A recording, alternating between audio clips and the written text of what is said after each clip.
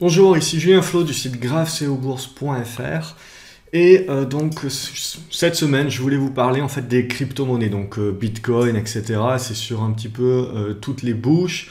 Alors il y a une bulle, il n'y a pas une bulle, on est qu'au milieu de la bulle, ça va encore monter à 10 000 $, 100 000 $, ce que vous voulez, peu importe. C'est pas ça vraiment qui est important. Ce qui est important de savoir, c'est que quand on regarde le graphique, on est clairement dans une bulle. Après, une bulle peut se dégonfler, consolider pendant X mois, X années, et puis reprendre, etc. Donc c'est absolument impossible de prédire l'avenir, de savoir où l'on va, si la bulle peut encore exploser sur le Bitcoin, ou au contraire si elle peut se scratcher, quel est le prochain Bitcoin, tous ces débats-là. Ce sont des débats stériles, puisque bulle ou pas bulle, il faut bien savoir qu'il y a énormément de spéculateurs, puisqu'on ne parle pas d'investissement. C'est ça le plus dangereux, c'est de prendre aujourd'hui le Bitcoin et de parler d'investissement à long terme. C'est un petit peu qui tout double. On va plutôt parler de spéculation, car le Bitcoin et les autres crypto-monnaies, c'est extrêmement volatile. Donc c'est intéressant pour du trading de très court terme. C'est intéressant également sur des patterns de quelques jours à quelques semaines. Mais maintenant, voilà, on est dans une hausse exponentielle hein, au niveau... on peut le voir de toute façon au niveau du graphique hein, on peut le voir au niveau du graphique sur le Bitcoin, hein. Je veux dire, quand vous avez une hausse comme ça avec une parabole, donc c'est-à-dire vous rejoignez les supports en fait et vous créez une parabole, et bien tout simplement vous savez que vous êtes dans une hausse parabolique, une hausse exponentielle, donc vous savez que vous êtes dans une forme de bulle. Ça ne veut pas dire que la bulle va exploser, ça ne veut pas dire que la bulle n'en est qu'à ses débuts ou pas du tout. C'est tout simplement, vous savez que vous êtes dans quelque chose qui va être très spéculatif, quelque chose qui va avoir énormément de variations. En plus, le Bitcoin et les autres crypto-monnaies, ça cote 24/24, ça cote tout le temps, donc à trader, c'est quand même très difficile, mais voilà, si vous êtes très court terme, spécifique, si vous tradez, là je suis en daily, mais si vous tradez sur des unités de temps beaucoup plus courtes, voilà, il y a la possibilité de jouer des cassures de résistance, de support, etc. Et puis de gagner rapidement, puisque justement vous avez extrêmement de volatilité. À plus long terme, le pari, parce que c'est un pari, le pari est beaucoup plus dangereux. Donc, après, mon avis est plus réservé sur les crypto-monnaies, mais il n'engage que moi, et je respecte tout à fait les visions contraires. Et ce que je me suis dit, c'est que l'avantage des crypto-monnaies, c'est qu'on peut donc utiliser l'analyse technique, l'analyse graphique, pour essayer un petit peu d'aider, de mettre en place des supports, des résistances, et donc d'aider sa décision, d'aider sa manière de trader, et d'éviter donc de perdre la chemise. Donc ce que je me suis dit, c'est plutôt que de dire et de mettre des vidéos en disant attention crypto-monnaie, etc. C'est plutôt de faire des analyses pour aider les personnes que ça intéresse et d'essayer justement de vous donner les points pivots sur les différentes crypto-monnaies pour un petit peu vous aider. Si vous voulez y aller, allez-y. Vous devez savoir que c'est de la spéculation, et vous devez savoir que ce que vous misez, c'est de l'argent que vous pouvez perdre, que vous pouvez vous permettre de perdre, hein, parce que là, évidemment, la volatilité, si vous mettez de l'argent que vous ne pouvez pas vous permettre de perdre, si vous mettez de l'argent, trop d'argent par rapport à ce que vous pouvez réellement vous permettre, et ben la volatilité va faire jouer vos émotions et va vous rendre incapable de suivre les scénarios. C'est là aussi la difficulté pour des débutants de commencer directement par des crypto-monnaies qui sont très volatiles, c'est que c'est un trading qui va demander une discipline émotionnelle beaucoup plus forte, beaucoup plus grande, et donc forcément quand on est débutant, on l'a pas forcément. Donc l'analyse technique, l'analyse graphique, oui,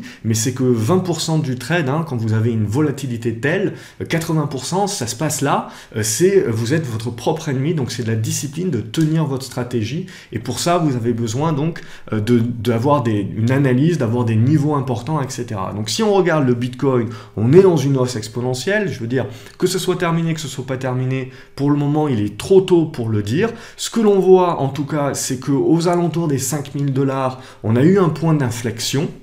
qui est venu chercher les 4000 $ et qui a été un point d'inflexion. Donc vous avez un point d'inflexion ici en résistance aux alentours des 5000 $ et un autre point d'inflexion qui a trouvé des acheteurs sur les 4000 $. Et puis derrière ces acheteurs-là, ils ont buté sur les 4670 $.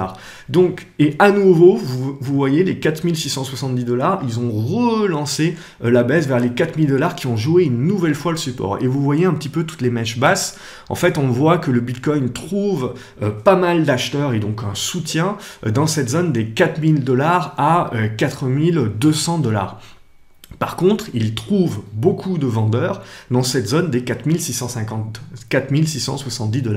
Donc en fait, vous êtes enfermé entre deux bornes actuellement. Donc avec un support, un soutien sur les 4000 $ et une résistance sur les 4660 $. C'est-à-dire qu'après ce mouvement haussier que nous connaissons depuis la mi-juillet, vous avez maintenant ce qu'on appelle un range, c'est-à-dire que les cours vont rentrer en consolidation entre les 4000 $ et les 4650 $.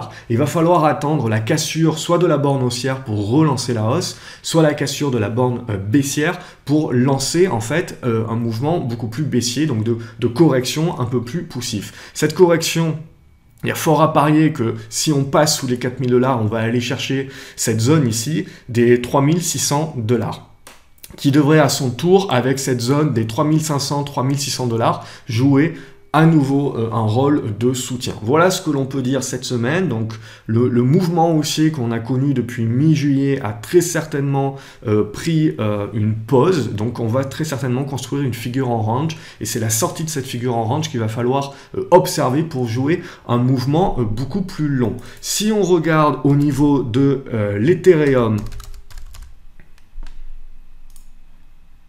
donc on retrouve également cette même hausse exponentielle suivie d'une forte correction. Vous voyez, quand vous avez des corrections, c'est 50% et puis hop, vous avez tout regagné. Donc vous voyez ce niveau de résistance ici sur les 400 $, vous avez un bon niveau de résistance. Puis là derrière, vous avez une nouvelle correction, hein, ça c'est suite à la news de la Chine, hein, de canceller justement les ICO. Et par contre, vous voyez, vous avez énormément de mèches sur cette zone ici, les 275 $, 280 $, qui jouent un rôle de support. Donc vous êtes coincé entre ces deux bornes et là vous avez une résistance intermédiaire sur les 340 $. Donc tout comme le Bitcoin sur l'Ethereum, on est dans une phase de consolidation, de neutralisation entre les acheteurs et les vendeurs, entre deux bornes, entre ces 275 $ et 340 $. Il va falloir attendre ici de construire dorénavant une figure, de voir la capacité de rompre les 340 $ et donc de retourner sur les 400 $, ou au contraire, si on casse ce niveau des 275 $ ici, eh ben, on devrait refluer et revenir dans cette zone, on le voit, des 240 $, aux alentours des 240 $, chercher un niveau de support. Donc également, comme pour le Bitcoin, on est dans une phase de consolidation. Au niveau du Dash, alors le Dash, lui, il est toujours dans sa hausse exponentielle, il est en train d'avoir une première phase corrective, hein, mais pour le moment, on voit qu'on commence à avoir des acheteurs aux alentours des 290 $.